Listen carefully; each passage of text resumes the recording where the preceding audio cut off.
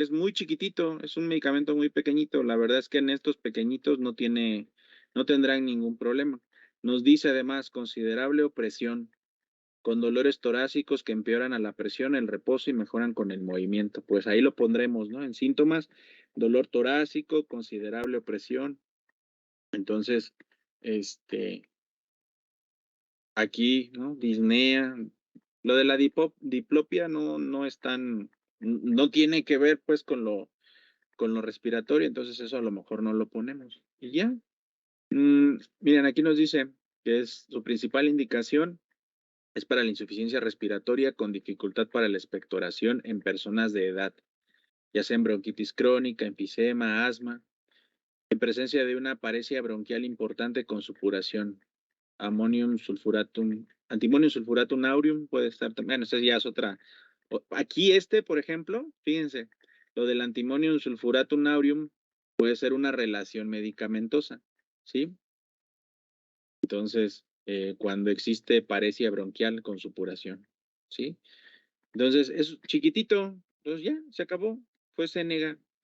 Entonces, si hay una insuficiencia respiratoria importante, pues le vamos a tratar ahí de agregar con otro color de letra los datos a los cuales nosotros llegamos por deducción, ¿no? Entonces va a ser un sujeto que si tiene una insuficiencia respiratoria, cianótico, pues a lo mejor lo vamos a encontrar. No creo que ande brincando, ¿verdad? No creo que ande activo. Entonces, ¿cómo lo vamos a encontrar? Probablemente asténico, postrado, con insuficiencia respiratoria, cianosis, en las extremidades, pues no sé, incluso tal vez hasta con tiros intercostales. Si es que la materia no lo menciona, lo ponemos con otro tipo de letra, con otro color. Pero hay, por ejemplo, medicamentos y les va a tocar revisar algunos, como antimonium tartaricum, que ahí sí menciona tiros intercostales. Entonces ya le ponen tiros intercostales, pero con la letra negrita. Sí se va captando la idea. Quiero que hagan ese pequeño ejercicio. Obviamente, pues no todos tienen la misma, no van a llegar al mismo razonamiento, a la misma conclusión, pero pues como sea, háganlo, ¿no? Ya yo los voy a revisar, yo le quito, yo le agrego para que esas fichas o esas tablas de cada medicamento nos queden para estudiar, ¿sí? A ver, entonces miren, vamos a ver. Y yo les voy a hablar del licopodio, ¿no? Que ya el licopodio ya lo desarrollé en la tablita. Entonces, miren, por ejemplo, la materia, y esto así viene en la materia, ¿no? El licopodium aconitum napellus corresponde al primer periodo de instauración en cualquier enfermedad y corresponde a la etapa febril. Muchas enfermedades infecciosas tienen varias etapas, tienen una etapa de instauración, una etapa de estado y una etapa de resolución. Incluso hay unas que antes de la etapa de instauración tienen una fase prodrómica, como o de invasión, y ya después viene la etapa de instauración y la etapa de estado y la etapa de resolución. Como las enfermedades exantemáticas, que tienen un periodo de incubación, generalmente es un periodo mudo, donde no hay signos y síntomas. Después viene la etapa de instauración febril. A ese momento de la etapa de instauración febril, pues corresponde a conitum napellus. Y todo esto que viene aquí, así viene en la materia médica. Dice que es un padecimiento, o que el padecimiento de aconitum napellus inicia después de haberse puesto un cambio brusco de temperatura. Y es todo lo que vamos a ir virtiendo en nuestra tablita, ¿sí? Ya al final, yo creo para la próxima clase vamos a revisar las tablitas. En el transcurso de esta semana, conforme las vayan teniendo, me las van mandando para yo irlas revisando e irlas corrigiendo, ¿sí? Hacémonos, por ejemplo, en las materias médicas de Vignovsky, de Latour y Vanier, esas tres, que yo creo que todos las tienen. Tienen esas materias médicas, ¿no? Incluso están en PDF en el internet. ¿Sí los tienen o también se las comparto?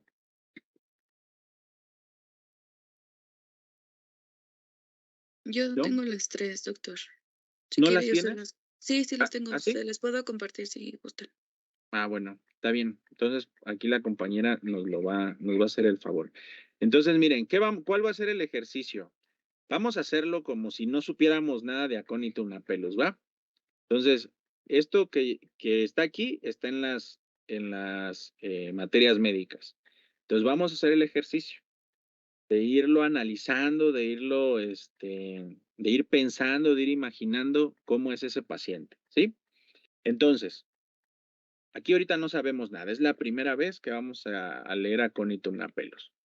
Entonces, ya dijimos, corresponde al periodo de instauración de tipo febril. Todos los padecimientos de acónito napellus inician por dos situaciones. Inician porque el paciente se expuso a un cambio brusco de temperatura, generalmente es porque pasó del calor al frío, ya sea que haya sido una exposición a viento frío y seco, es lo que generalmente mencionan las materias médicas, o porque se bañó con agua helada o sufrió un golpe de calor. ¿En dónde se presenta el golpe de calor? Por ejemplo, en personas que trabajan en una cocina o que trabajan en algún horno industrial y salen de trabajar y les pega el viento frío saliendo de su trabajo, son causa de enfermedad. O aquel que se come un helado, o el que se mete a bañar a un río o al mar y el agua está súper fría, ahí puede ser un golpe de calor, ¿sí?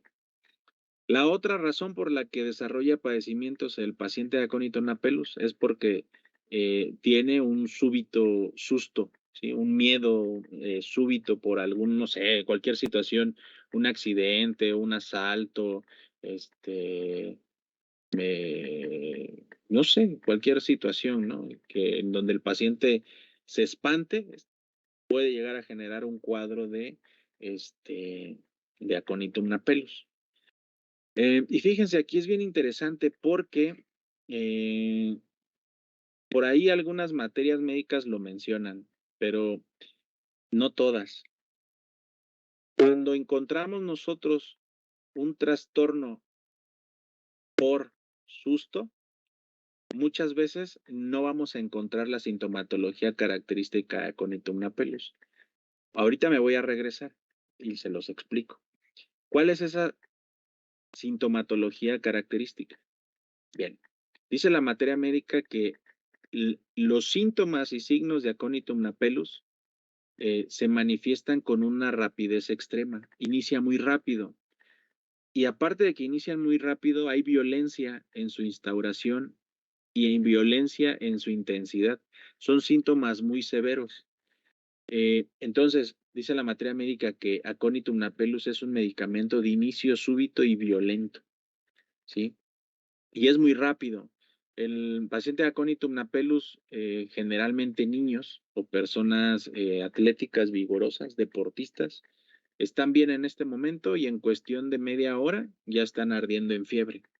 La mamá, cuando te lleva al niño de aconitum napellus, es muy frecuente que te diga, doctor, es que estaba bien, estaba jugando, me fui a prepararle su leche para que se durmiera y cuando regreso lo encuentro hirviendo en fiebre, ¿no? La fiebre es súper alta. Es súper rápido. Y su periodo de acción también es muy corto. Los cuadros de aconitum napellus, la gran mayoría, se van a encontrar indicado el medicamento dentro de las primeras 6 a las primeras 12 horas. Después es un poquito difícil encontrar los signos y síntomas de aconitum porque es tan rápido y tan fugaz que ya giró o ya cambió a otro medicamento, ¿sí? Entonces, ¿qué más encontramos en la materia médica? Dice que hay agitación ansiosa, que el paciente está agitado, angustiado, con facies de terror o de temor en el rostro, ¿no? Se ve el temor en su rostro, siente un temor inminente a morir. Es el paciente que dice la materia médica predice la hora de su muerte. Y se parece mucho a Arsenicum album. Arsenicum album tiene lo mismo. Tanto Arsenicum como Aconitum son los medicamentos de las tres As. Hay agitación, angustia y ansiedad, ¿sí? Y temor a morir. Nada más que el temor a morir en Arsenicum album es diferente al de Aconitum napellus. El temor a morir de Aconitum napellus viene a raíz de la intensa violencia de sus síntomas. de lo fuerte que son, de lo rápido en lo que iniciaron y de lo aparatoso que es el cuadro de acónitum, angustia tanto al paciente que siente miedo de todo eso que está él experimentando y por eso siente esa muerte inminente, ¿sí? Sus dolores, le puede doler como quiera, le puede doler como ardor, calambres, piquetes, lo que sea, pero tienen la característica de ser intolerables.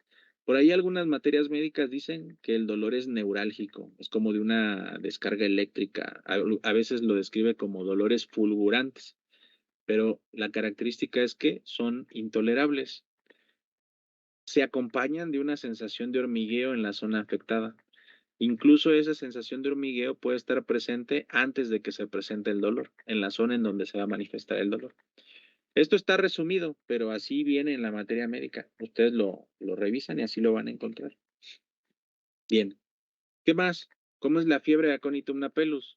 Es una fiebre alta, con piel ardiente y seca, no hay transpiración, con aversión a estar cubierto, dice la materia médica, el paciente se destapa o el paciente se descubre.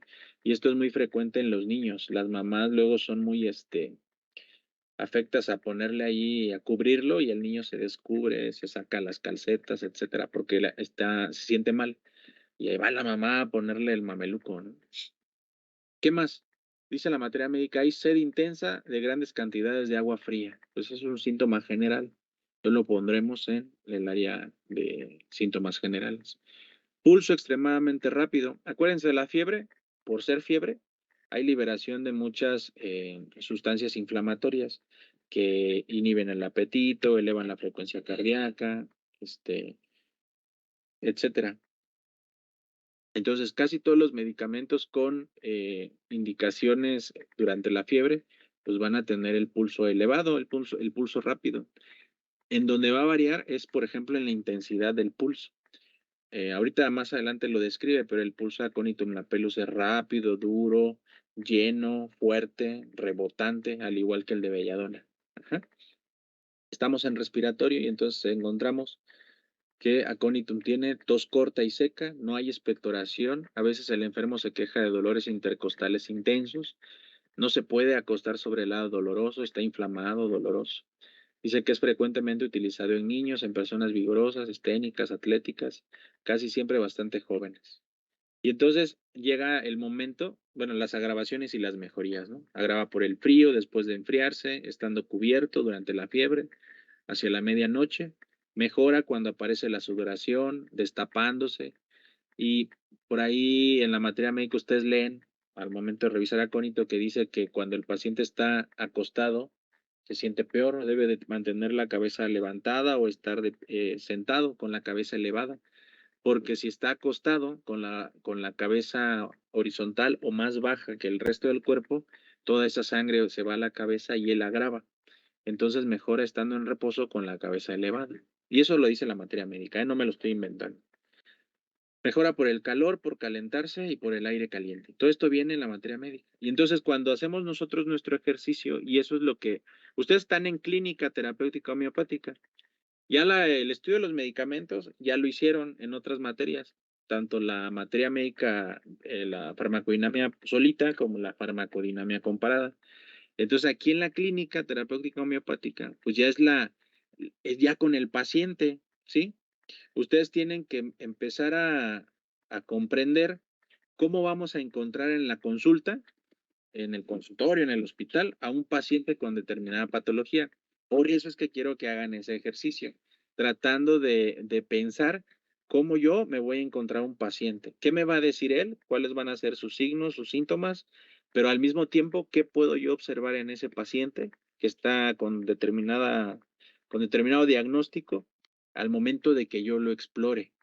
Entonces, haciendo uso de las 4 herramientas diagnósticas que son inspección, palpación, percusión y auscultación, ¿cómo lo voy a encontrar? ¿Sí? Y entonces, esto no lo dice la materia médica, lo dice entre líneas, pero entonces mi trabajo aquí será armar el cuadro al momento de la exploración. Entonces, ¿cómo vamos a encontrar el paciente acónito? Pues es un paciente agitado. Acuérdense que está agitado, ansioso, con temor a morir.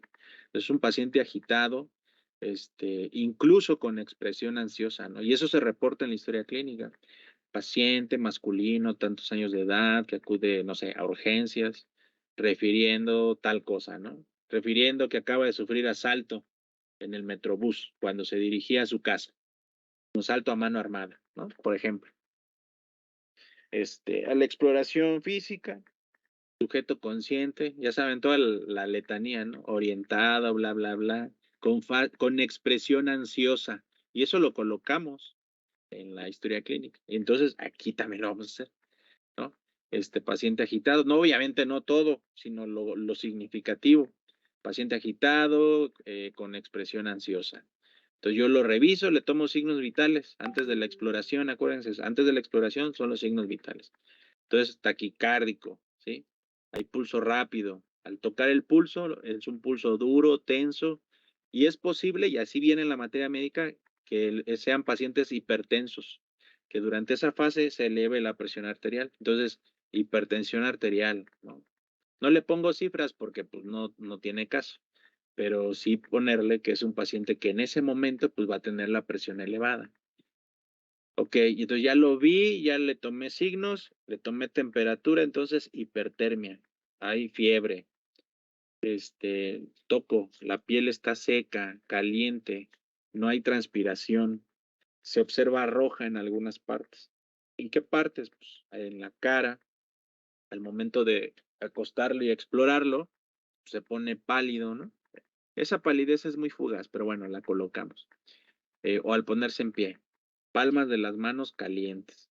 A la auscultación pulmonar, estamos en neumología, pues no hay datos porque este no es un medicamento de donde exista secreción mucosa. Entonces, este es el ejercicio que hacemos y todo eso también lo ponemos en la fichita. Bueno, no van a hacer ustedes la presentación, lo que van a entregar es la fichita. Yo por eso estoy revisando primero esto, ¿no? A lo mejor en la exploración de tórax podríamos tal vez colocar ahí dolor a la palpación en la parrilla costal, principalmente del lado derecho. Aunque ese dato lo tiene en mayor proporción otros medicamentos como Brionía alba, por ejemplo, que ese sí es más acentuada esa molestia. Porque, por ejemplo, ¿dónde está?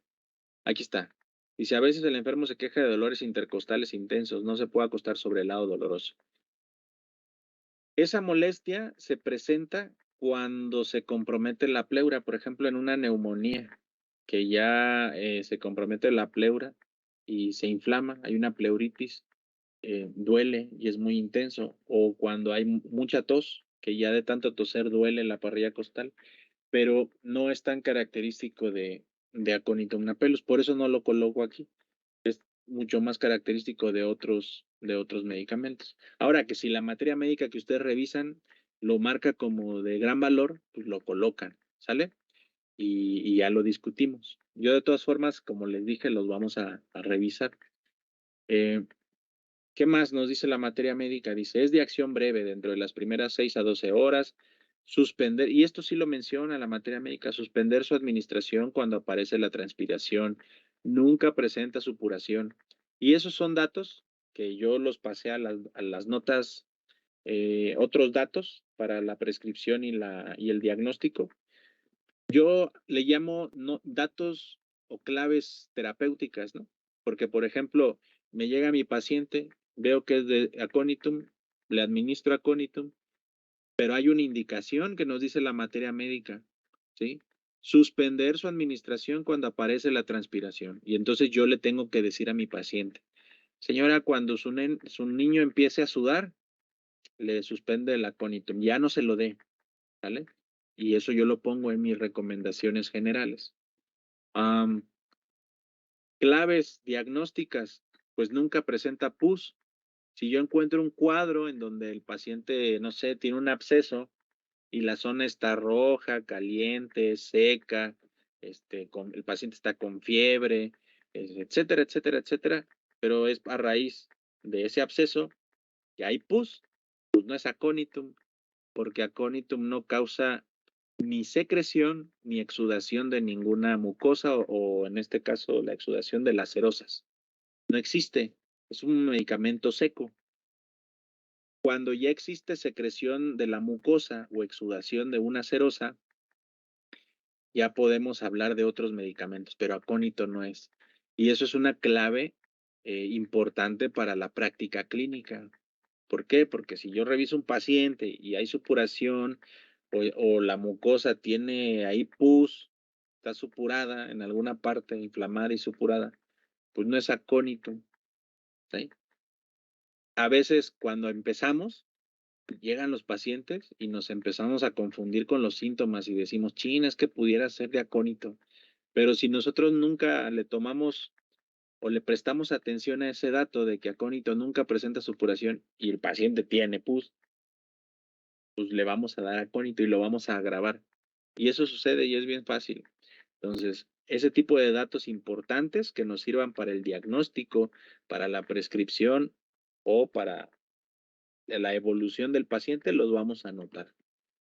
Y nos dice la materia médica, se adapta mejor al sujeto de sulfur, ¿sí? Y esto es bien interesante porque, por ejemplo, acónito se parece muchísimo con belladona en los cuadros febriles.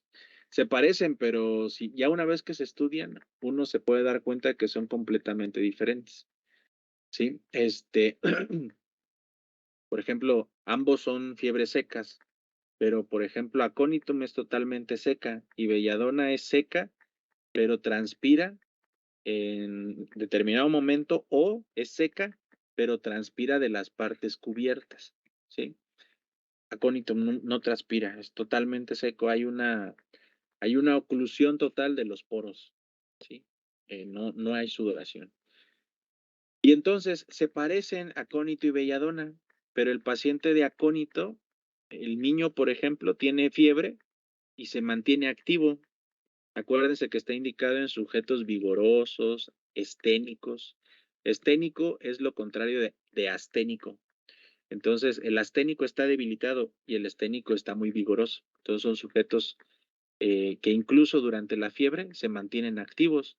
Y el sujeto de belladona es un sujeto que le viene la fiebre y se acuesta. Y dice la mamá, fíjense, las mamás son grandes fuentes de datos. El niño de acónito, cuando la mamá lo trae a consulta, dice, siempre pregúntenle a la mamá cómo se dio cuenta de que el bebé tenía fiebre.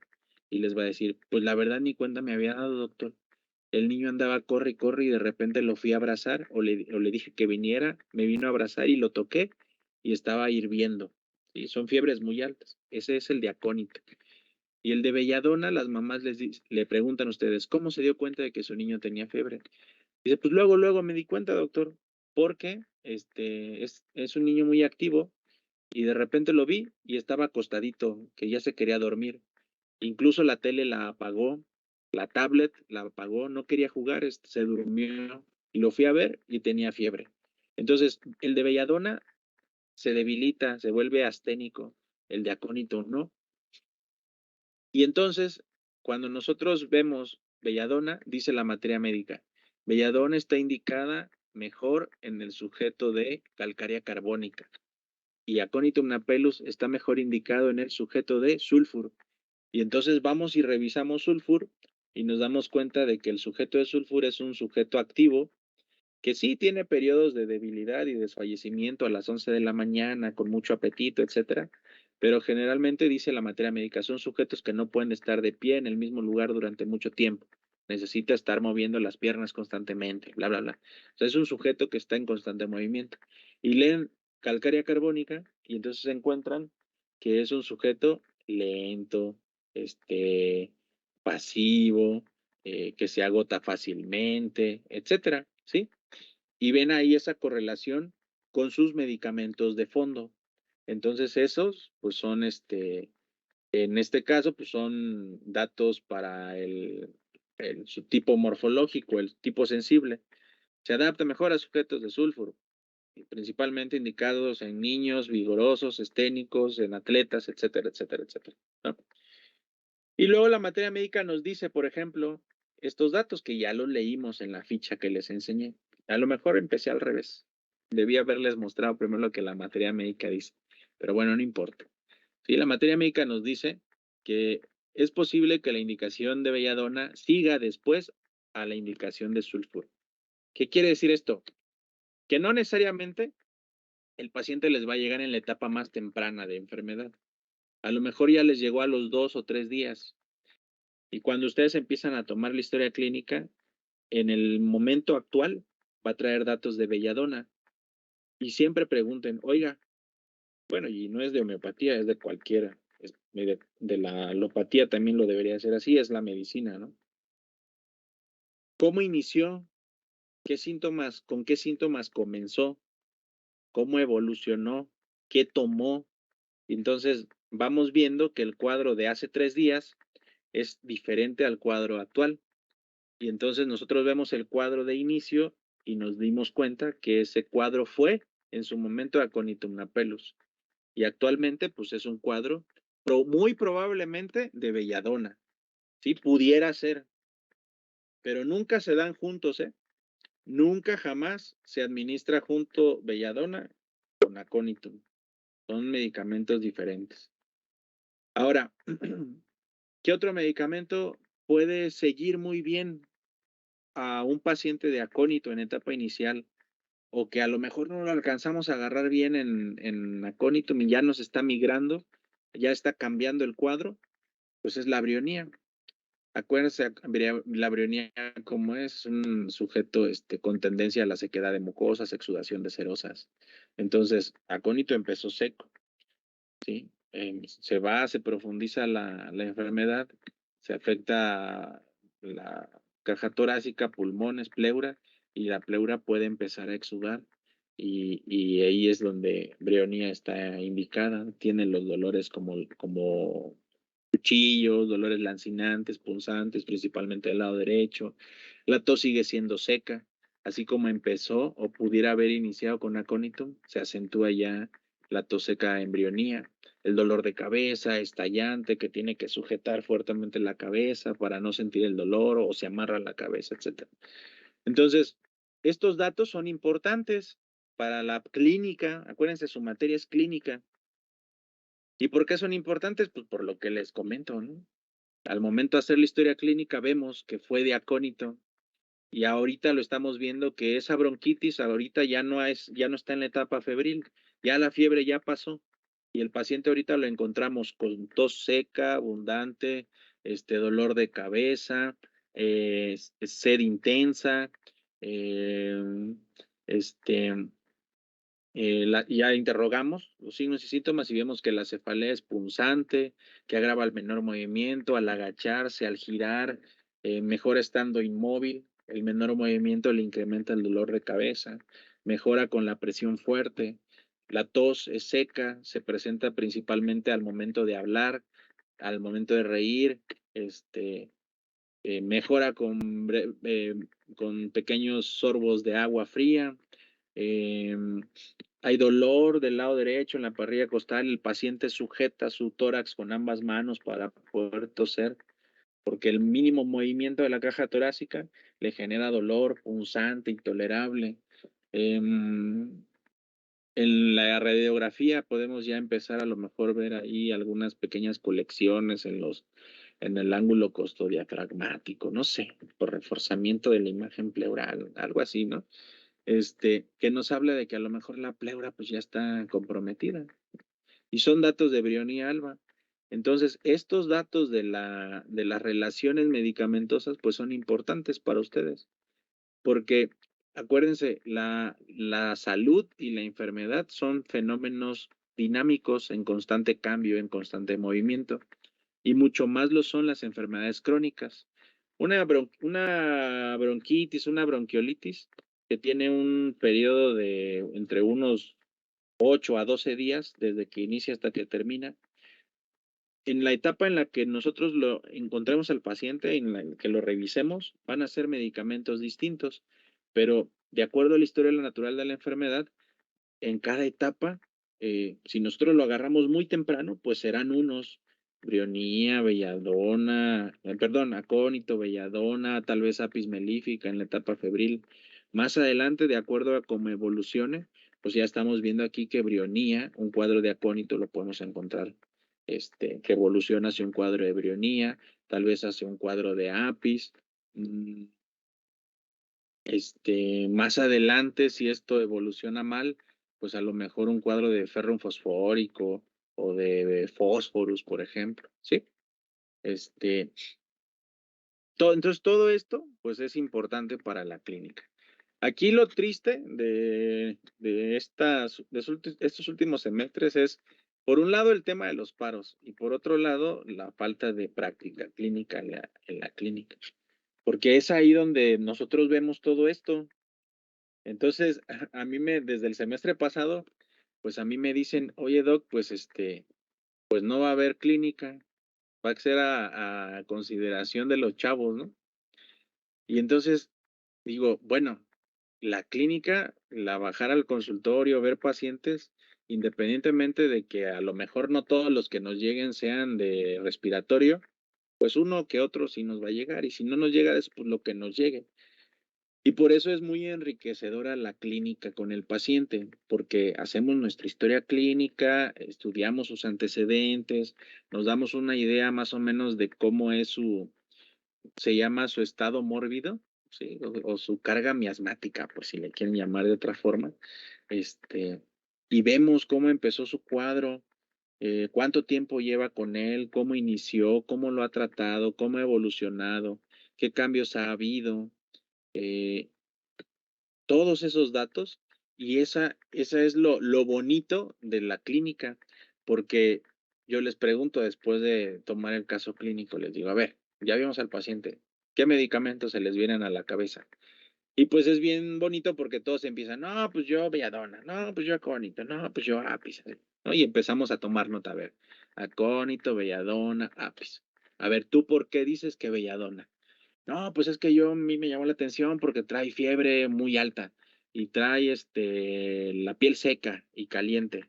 Ok. Y a ver, ¿y tú por qué acónito? No, pues acónito porque véanlo, mira, tiene la constitución de sulfur, ¿no? Ya, digamos, vamos haciendo ese debate y eso es lo bonito. Y al final, entre todos, si de plano no llegamos a un consenso, pues ya el profesor, en este caso yo, le digo, ¿saben qué? Pues le vamos a administrar tal cosa, ¿no? Y ya yo les digo, le administré tal cosa por esto. No belladona por esto, no acónito por esto, no acónito por esto, perdón, apis, porque fueron los tres del ejemplo. Y le administré tal cosa por esto y esto y esto, ¿no? Y les digo por qué sí y por qué no, y les justifico la prescripción. Y posteriormente viene la segunda revisión del paciente, lo citamos a los 7 días o los 15 días y vemos, retomamos con nuestra historia clínica, signo o síntoma, uno por uno, ¿no? A ver, me dijo que que tenía dolor de cabeza, ¿cómo siguió? Bien, igual, peor, ¿no? ¿Y qué cambió? No, pues mejor. ¿Qué mejoró? La intensidad, la frecuencia, las características del dolor, etcétera. Y todo eso se va analizando. Y ya una vez que se analiza, vemos y determinamos si continúa con el mismo medicamento, si se suspende o si se modifica. ¿Sí? Si nos equivocamos y le dimos una cosa que no era y agravó, pues cómo lo vamos a tratar, si lo vamos a antidotar con algún medicamento, si lo vamos a atenuar, ¿sí? Hay diferencias entre el antídoto o se llama, cómo se diría? Antidotización. Es diferente antidotar un medicamento que atenuar un medicamento. Entonces todo eso se ve en la clínica, pero cuando a mí me dicen, oye doc, tienes que dar la clínica en línea, pues yo me estreso porque digo, bueno, ¿cómo hacemos este ejercicio, no? Entonces fue que me puse a pensar y dije, bueno, vamos entonces a hacer estas pequeñas fichas y hacer el ejercicio de encontrar esos datos que nosotros podríamos identificar al momento de explorar un paciente. Ese es el objetivo de este ejercicio, ¿sí? No sé si me explico, no sé si me estoy dando a entender del por qué quiero que lo hagan así, ¿vale? Y nos lo vamos a dividir entre todos, o quieren hacerlo todos los medicamentos, todos ustedes, para que también los repasen. Digo, la idea es que cada uno haga 3, yo los reviso, le agrego, le quito, y ya cuando estén revisados se los regreso y se los comparten. Y estaríamos viendo 30 y no, ¿son qué? 30, 42 medicamentos en total, entre todos. Y ya en caso de que nos dé oportunidad el par y todo esto, pues ya basaríamos el examen de esos medicamentos. Tampoco está tan complicado, ¿eh? Está muy sencillo. ¿Sí se comprende lo que quiero que hagamos? Digo, hagamos porque yo también lo voy a hacer. Cuando ustedes me lo manden, yo lo voy a revisar. ¿Sí o no? Sí, doctor. Entonces, Sí, a ver, doctor. ya les Sí, doctor. mandé. ¿Qué les mandé? Bueno, les mandé la tablita para que vean qué medicamento le toca a cada quien. Y usen ese archivo de Word como plantilla y empiecen a hacerlo. ¿Cuándo quieren tener listos los medicamentos? Para que también a mí me dé tiempo de revisarlos. ¿Cuándo creen que sea un tiempo razonable? Son 3. O sea, en unas, así exagerándole, híjole, y eso es demasiado. 3 horas, 1 hora por medicamento, y eso es así exagerándole. ¿Cuándo creen que sería bueno que ya lo tuvieran todo listo para que me lo manden? Y yo se los reviso y se los regreso.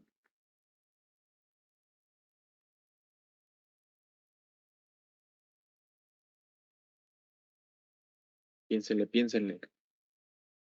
Hoy es lunes, ¿hoy es qué día es? Hoy es lunes, ¿no? Lunes, jueves, viernes, sábado. ¿Cuándo les parece bien? Entre el jueves y viernes. Dejamos si quieren límite el viernes. Todos están de acuerdo.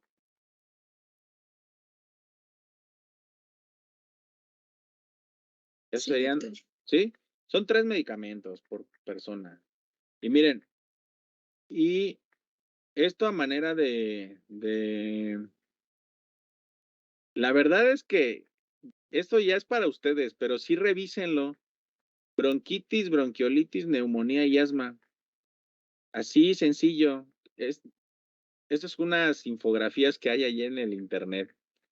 Por ejemplo, ¿qué es la bronquitis? Y así. La definición de la bronquitis, miren, acá hay otra, como está padre esta. Bronquiolitis, enfermedad aguda viral por el virus sincitial respiratorio, que provoca hasta el 75% de los casos, con predominancia en los niños menores de 2 años, con una mayor incidencia entre los 2 a los 12 meses de edad, entre los 2 y los 6 meses de edad. ¿Qué más tenemos? Es un cuadro agudo con dificultad respiratoria, cursa con sibilancias, con o sin trabajo respiratorio, y toda la clínica, ¿no? Signos y síntomas.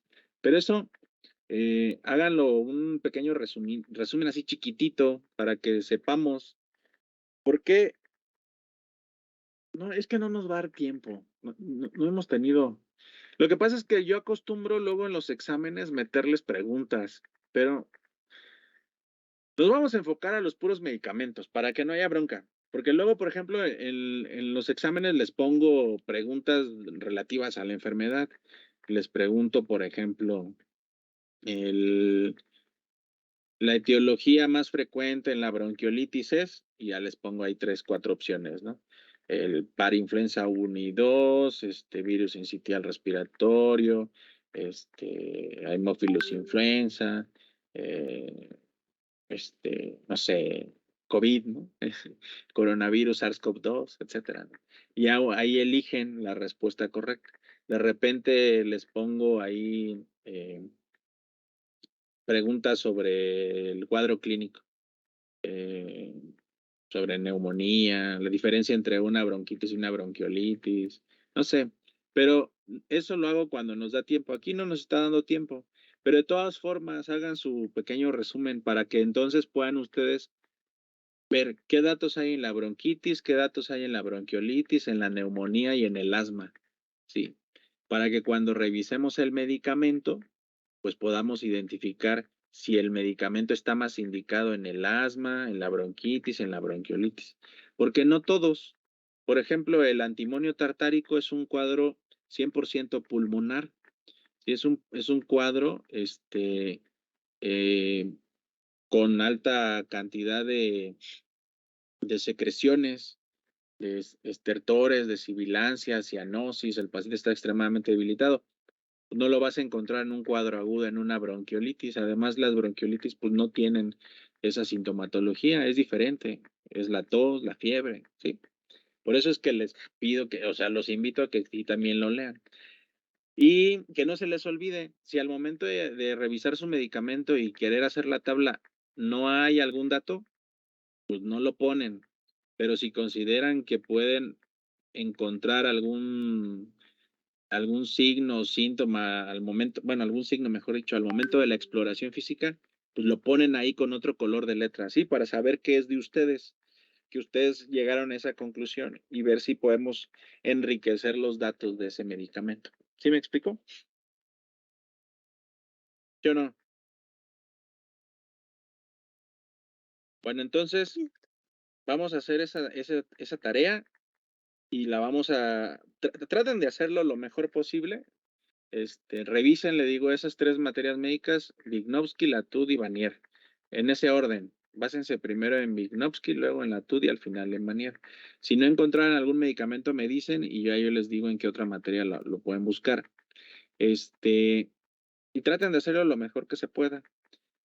Para que estas fichitas les queden hechas bien, bien, bien y estudien de ahí para el examen y no tengan que volver a ir a repetir o a estudiar a la materia médica y que puedan confiar en que la ficha que hizo el compañero o la compañera está bien hecha. ¿Sí?